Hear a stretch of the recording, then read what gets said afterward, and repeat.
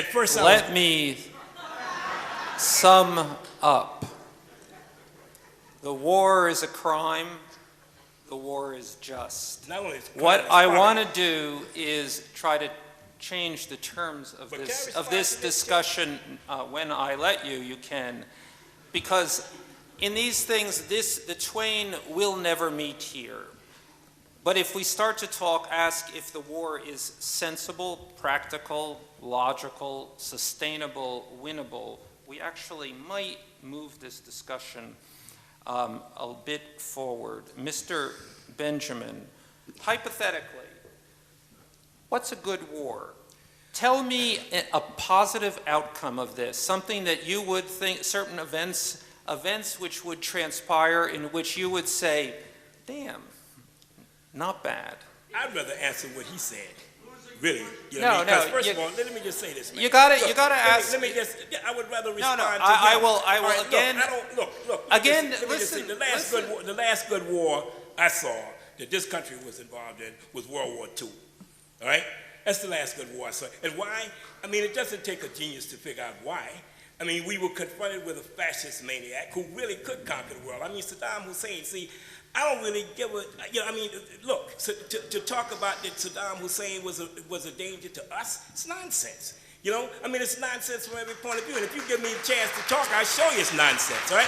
But Adolf Hitler really did have the means to conquer the world. Mr. Benjamin, again, functioning in I'm not asking what you believe. I'm just asking you to think in this in hypothetical terms. What if democracy were to come to Iraq? No, this may be unlikely. To me, it's unlikely. But what if democracy and a new level of prosperity were to come? All right, Mr. Wolf, let me just say this. I'm surprised that my opponent, who makes a big deal out of being an atheist, right, which is something we share, even though I don't know if you're a real atheist, you see, because the only way you can tell if you're a real atheist is if you, like for instance, the high seas test. If you're on a ship that you think is going to sink and you still don't swim. I was on the ship, the SS Colorado, Texaco, Colorado, that we thought was going to sink right off Galveston, Texas, and everybody was praying with me. So I'm a real atheist. But I don't wear, but I recognize the marvelous things the church do. But the thing that fascinates me is that as a proclaimed atheist, you're willing to engage in faith-based analysis. That's what he's engaged in. There's no evidence to make me believe that there's going to be any democracy in Iraq. What I see in Iraq, first of all, let me say this. If there were, hold on. If a frog had wings, his ass wouldn't hit the ground when he hopped. I don't believe that there's going to be any democracy in Iraq. I think it's nonsense. Okay, well, let's see if you won't or can't create that hypothetical. Let's try it from the other side. But let me just say this, man. You know, you're really too busy to be the you know, this ain't what a moderator is supposed to do. You're too busy. Christopher, the worst possible situation, a set of events that would make you say, oh my God, this was a mistake. Well, I shan't judge the grammar of your question, but if you understood what I said to begin with, I said that the case for change de regime, not a faith-based point at all, in Iraq was complete on its own terms by 1998, and there was no alternative to it. Or rather, there were alternatives. I'll just quickly say what they would be. The implosion of Iraqi society, which was run by divide and rule between Shia and Sunni confessional Muslims, and genocide in respect of the large Kurdish minority. The implosion of Iraqi society, the collapse into a Ceausescu mania that was already very obvious of the Saddam Hussein regime itself and his own personality, the charming competition that would have been between his two delightful sons who die in Qusay, and the certainty that this implosion in Iraq, not unlike what happened in Afghanistan, would have led to an invasion, but not by the United States and Great Britain, but by Turkey, by Saudi Arabia, and by Iran, each of them intervening on the side of the most extreme of their co-religionists or political supporters. It would have been, in other words, something like what the Congo now is for West Africa. What I'm trying to do is and we'd still have had to do something about it under enormously more difficult conditions and with gigantically greater loss of life. Did you say we could stop each other? No, you said that in the beginning, right? So, well, wait, no, yeah.